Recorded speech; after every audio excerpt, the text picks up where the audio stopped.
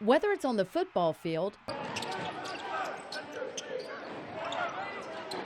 or the basketball court or any other sport, seeing athletes in action is what Page High School coach Tamario Baldwin loves.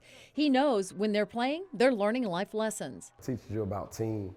And one of the things I like to kind of tell kids is that when you get in the real world, after you graduate from Page or after you graduate high school, period, in a lot of ways you're going to be working with a team. And so as you continue to grow your skills and continue to learn and enhance your ability to work with other people, it's kind of some of the important things that you take from sports into the real world. So I kind of make it all translate, to keep them engaged, but also make sure that they're trying to learn and grow in those areas too. Coach B, as he's called by his kids, knows that firsthand. He's been involved in sports most of his life and has now become an advocate for athletes at Page and beyond who may not get the exposure they deserve.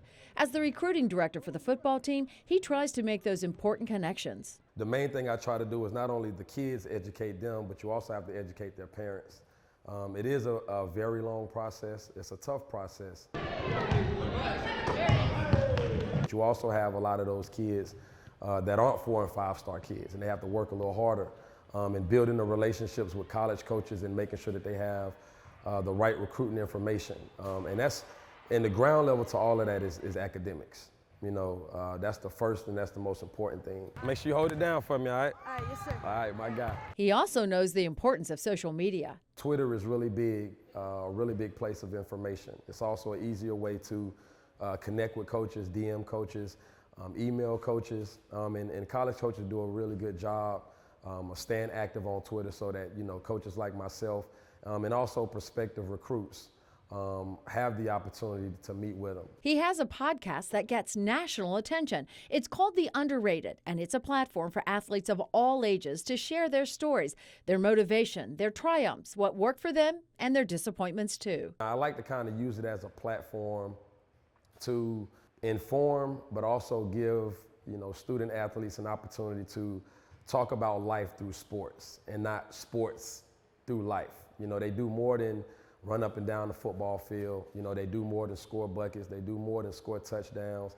I want to talk about, how has life impacted you through sports? What are some of those adversities that you've overcome? What has been some of the tough times?